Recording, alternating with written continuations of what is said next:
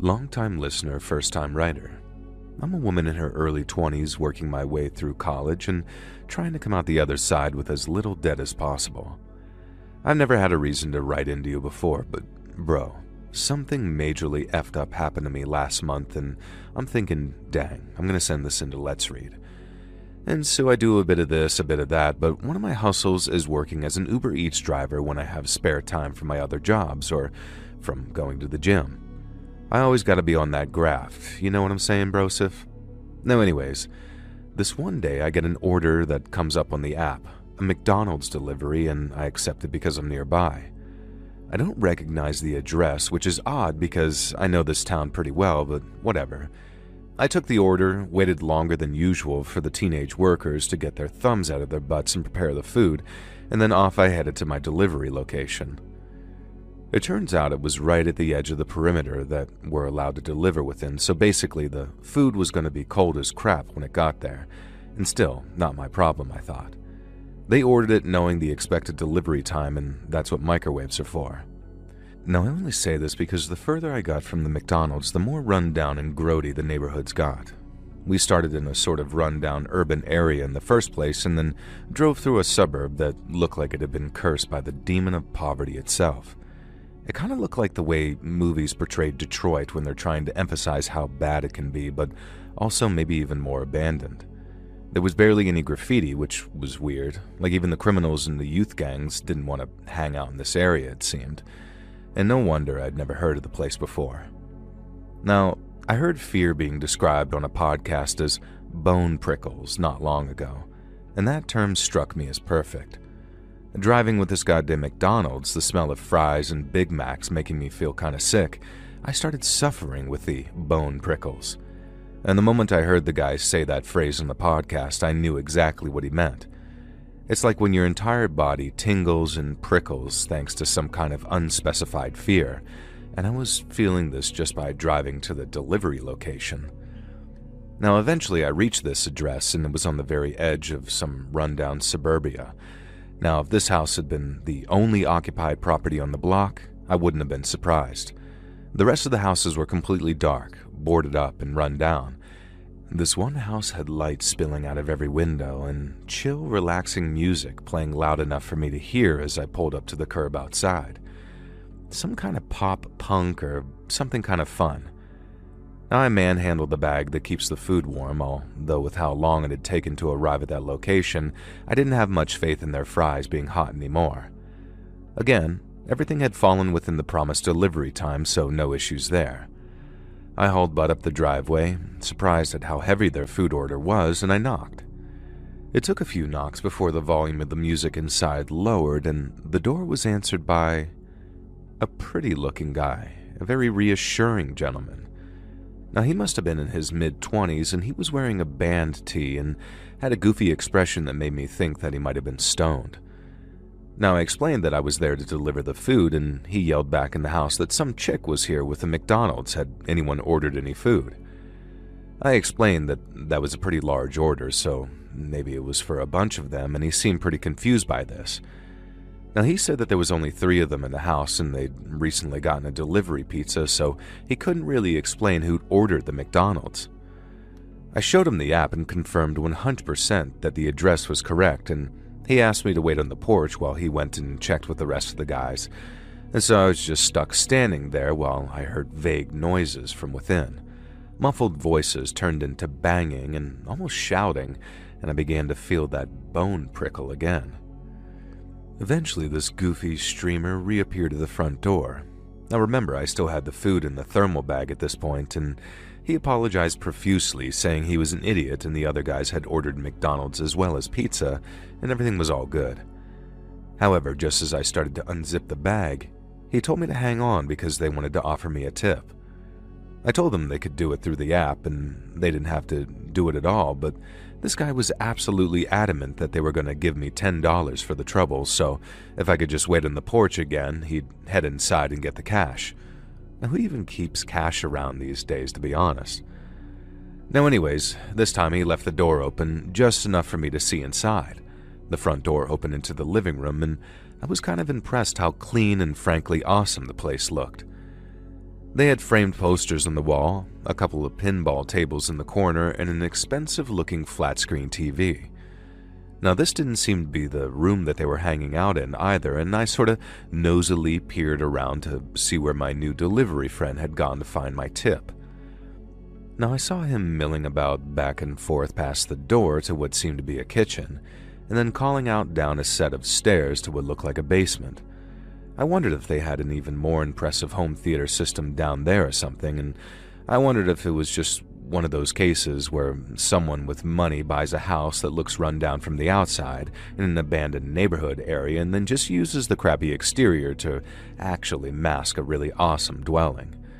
Now still, it was none of my business. Now eventually my new friend came back with $10.69 and I just politely laughed at the obvious joke. Now I finally fished out the huge bags of McDonald's out of the insulated bag and I could tell already that by now they were cold, and I figured I just wouldn't make mention of it. This guy had kept me on the porch long enough at this point. Now after thanks and some goodbyes, I headed back to my car, got in, and then checked for more jobs. There was another one at the same McDonald's, so I figured why not. It had just come through, so by the time I reached the restaurant, the order should be ready. So I started to drive off. I have one of those reversing cameras in my car, and I admit I rely on it a little bit too much, so my rearview mirror isn't perfectly aligned like it should be. Instead, it lets me view the back seat, something I'd adjusted for it recently when I was taking my niece and nephew out for, ironically, McDonald's. And as such, glancing into the rearview mirror allowed me to notice that there was someone lying on the floor in the back seat. Now, I could tell he was a guy in his mid-20s, and I also could tell that he was holding some kind of weird knife, and I don't know how to describe it. It was clearly some type of kitchen implement, but I'd never seen a knife like that before. And I suddenly realized that the delivery customers had kept me at the door for so long without turning back to my own vehicle that it could have allowed one of them to actually slip inside. Now, I didn't expect to be more than a minute or two, so I didn't lock the car behind me, and now I was regretting that immensely. What the hell did this guy have planned for me? He was just laying there, staring off blankly like he was waiting for something, clutching that kitchen blade. Now obviously, whatever he had planned was nothing good, and the first thing I did was I decided to do a stop looking in the rearview mirror, and I didn't want him to see that I'd seen him. Now obviously, this was all happening within a split second. My heart was absolutely pounding, and I was certain that this was how I would die, with my throat slit as I was heading to an Uber Eats delivery. Now up ahead, I saw the lights of a gas station. I kept my speed normal and I didn't allow myself to react at all, and then moments before I reached the turning into the gas station, I shot forward, screeched into the parking lot, leapt out of my car, and then ran into that gas station. Now I must have sounded like some crazy woman, yelling how a delivery customer stoner McDonald's order guy was hiding in my backseat and had a weird knife, and I didn't know what he had planned, and blah blah blah. I was just trying to explain the events and my theory and how I thought the delivery customer had distracted me, and I was almost telling all of this at once. Now the clerk, an older man, looked at me like I was on meth, understandably so, and then started to ask me to explain everything again. However, he kind of froze and his mouth was now hanging open, then I followed his gaze. An absolutely ridiculously tall man was kind of unfolding himself from my back seat, and we watched as he fled into the darkness of the night. Now bear in mind, this was on the edge of the suburbs, so he fled into some kind of forested area, and from the expression on his face, I couldn't even claim to this day that he meant me harm. It almost looked like he was petrified too. Of course, that didn't stop me calling the cops. They got to the gas station really fast and searched the nearby area. They did, in fact, find a knife nearby. Apparently, it was some kind of fish knife for sushi, but it had nothing on it. When they paid to visit the delivery customers, they were just as baffled as I was. Everyone was accounted for, which they could prove, and nobody who lived there matched the description that I gave of the guy who'd crept into my back seat. Now, I never did find out who he was or what his motives were. I didn't quit my delivery job or anything silly like that. I just took to actually locking the car door whenever I stepped out to make a delivery, regardless of how brief I thought it would be. And I always check the back seat no matter what. Something tells me that the guy hiding out in my car didn't mean me harm, but the look of fear and alarm on his face as we watched him flee makes me think that someone out there would have done us more harm than I can even fathom if they'd found it. It's one of those creepy mysteries that I'm grateful didn't turn into an unsolved murder and has finally given me something to write into you about. But like they say, be careful what you wish for, because I feel like this was a cautionary tale where the lesson is that it's far better not to wish you had a scary story to share with internet people.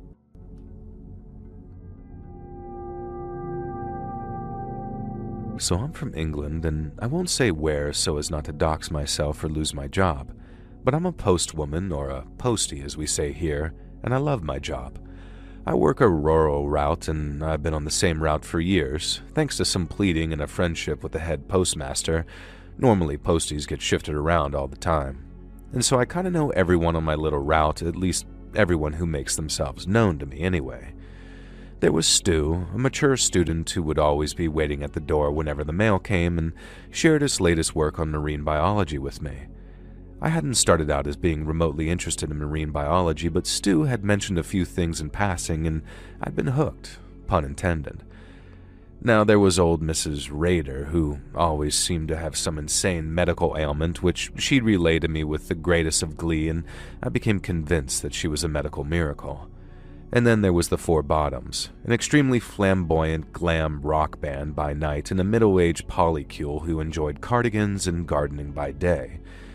And then there was Joe and Joanne, two twins with rich parents who often got Amazon parcels in the mail, and I've never seen two kids who were more spoiled but more grateful for everything they'd got. Now the one guy I never got to know was Farmer McKay, the allegedly grouchy postman-hating farmer who lived in the small holding on the outskirts of town. Now to call it a farm would be extremely generous, but it did have a few goats, a couple of sheep, a pig, and some chickens. And it was also filthy, even by farm standards, and as far as I know, he made an entire living selling eggs and milk to locals. Now I gotta admit, I prefer Sainsbury's. Now one day, for the first time in about 6 years of doing this route, I was shocked to find that I had a collection for McKay's farm.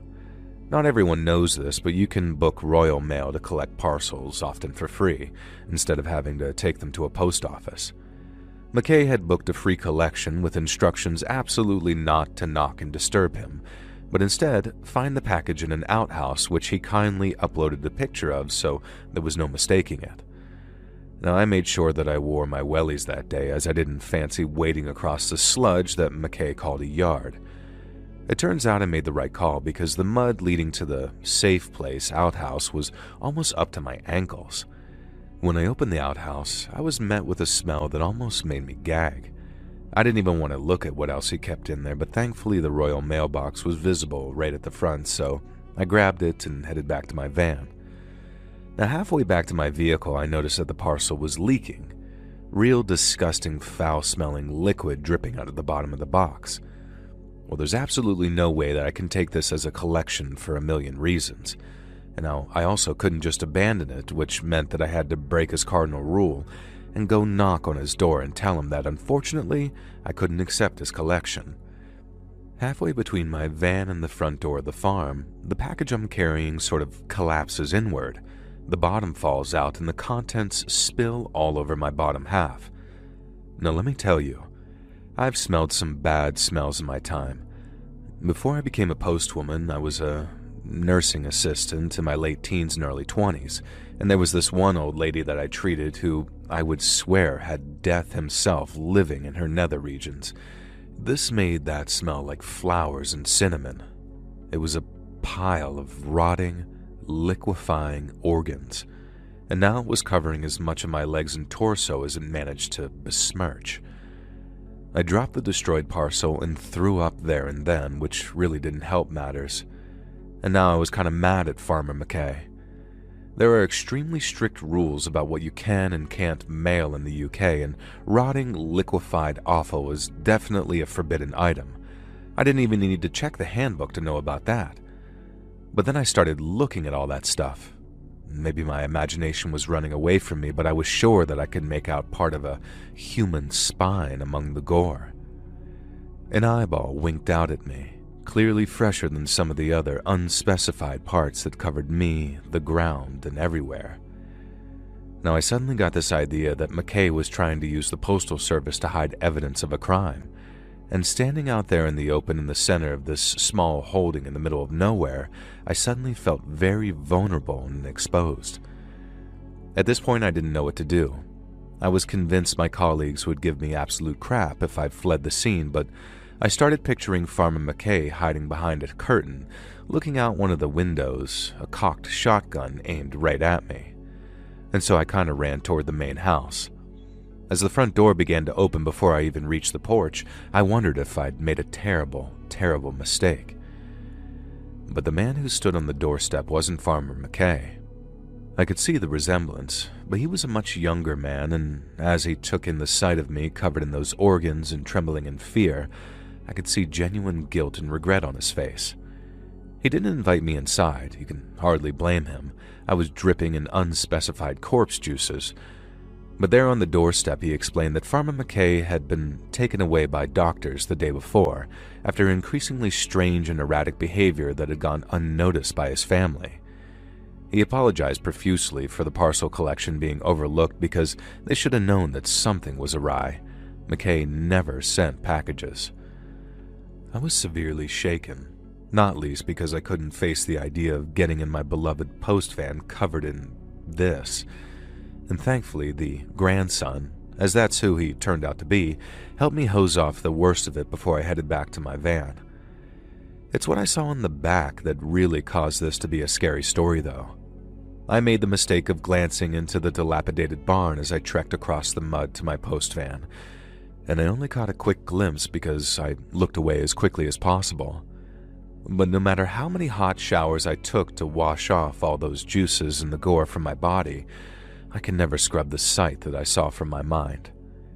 In the barn, Farmer McKay had piled what were presumably all of his animals.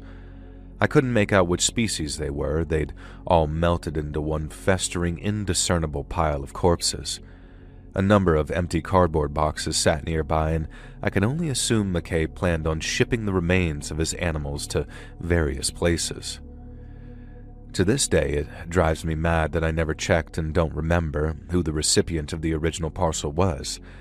I have no idea what his motive was for mailing these liquefied parts, and I guess that's partly the problem with whatever was wrong with him, dementia or whatever had befallen him. It doesn't make sense. He could have been aiming for revenge on his enemies, and he could have believed that he was shipping genuine prime cuts to customers of his farm. Either way, I'm not sure I ever want to know. The McKay small holding was demolished not long after, and after what I saw, I can't say I'm at all sorry that it became one less stop on my postal route.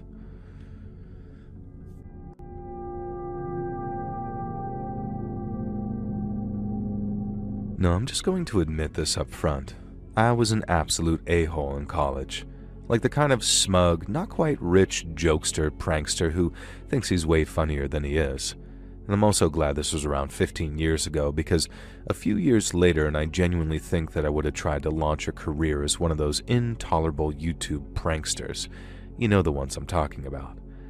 Now thankfully my pranking days extended solely to being the class clown, and this led to a certain fraternity paying attention to me and encouraging me to pledge, so I did. Honestly, I loved the hazing. I was the one getting pranked, sure, but it made me the center of attention, and I was always up for going a step further than my fellow pledges. Now looking back, I probably came across like the most cringe tryhard imaginable, and the frat bros scouting me out must have thought that they'd lucked out with a clueless gooner like me. Now, I still wonder to this day whether if things had turned out differently, I would have been rejected from the fraternity anyway, and I kind of think that maybe I would have as the ultimate prank. And so when I was doing my initiation, it was back when Amazon had just gotten really big, and with their meteoric rise, we'd also seen a decline in the quality of delivery drivers. It was that weird period between Amazon drivers treating your packages like a Goomba from Mario, and Ring doorbells only existing for the rich and famous. And so regularly, Amazon packages were just free for the taking, dumped into people's yards or left on their front doorsteps ready for some complete idiot like me to come along and swipe them, and then inevitably trash the contents unless it was something really good, which it never was. Now, I must have stolen upwards of 15 packages from poor, stupid Amazon customers. Now, one time I got a box of lingerie, and another time there was this wiener pump, and those are literally the only two remotely interesting things I stole. Mostly I just took people's vitamins, a dog bowl, a little plush toy, and some exercise equipment and other assorted stuff. And then one day, I saw it. A large tantalizing package sitting on a doorstep just there for the taking. It had to be something good, like a microwave oven or a custom kitchen delivery. It just had to be, and I knew it. Now, I could feel it in my bones, so I had my idiot cameraman, another pledge, film me creeping up to do a crab walk in a hoodie and jeans like I was some type of Temu iDubbbz. And then I grasped the package with both hands and yanked it backwards. It exploded. And I don't mean one of those cute glitter bombs that they use now. I mean, it literally exploded. It burned my face and scorched my hoodie, the polyester, right to my skin. No, I was screaming and disoriented and in absolute agony. My cameraman, the coward that he was, had already shrieked and ran away. And then they came, leaping out of the bushes, a group of masked men waiting for me to try to steal that package. Now, I was down for the count, suffering from what felt like third-degree burns, but realistically were probably only first-degree. They felt worse, though, as the masked men started kicking and punching me. They were yelling at me for being a thief, a scum, a criminal. They said I was everything wrong with America, that I was ruining the fabric of this goddamn country. All because I tried to steal an Amazon package as part of a fraternity prank. And you know what? I can't disagree with them. I was a prick, and I deserved a kicking. And I can't say I deserved the shattered eye socket or the permanent limp or the shattered arm that required a metal rod to hold it together, and maybe that punishment was a bit extreme, but at the time I did convince myself that I deserved it. And the paramedics were called by a neighbor, obviously, long after the masked men had disappeared, but I told them I was jumped by a gang of young people from a rival college, and no, I had no idea who they were, and I preferred that they didn't pursue the crime if possible. And the cops honestly seemed all too happy to oblige. Less work, less paperwork, I guess. I really did convince myself that I had it coming, and maybe I was right. Maybe I did. But here's the really weird part, though. I went back to that house months later, and I wasn't sure if I'd approach or not, but I decided to just watch from my car for a while. Maybe it had new owners. Maybe this wasn't who I tried to steal the package from. But the people living in the house now were a young family with 2 young kids. None of them seemed like the type to be involved in a violent assault. And so to this day, I don't know if I was targeted by someone related to the household or a group of violent vigilantes who were going after people like me. Now, the latter idea is kind of terrifying because it kind of makes me wonder, what if they decided that I haven't changed my ways enough and come after me again? Now, I've tried my best. I've tried to be a clean living boy, and one thing's for sure. I did not pursue joining that fraternity after all, and a regular dorm room and weekly chess club is all the excitement I want in my life. Thank you very much.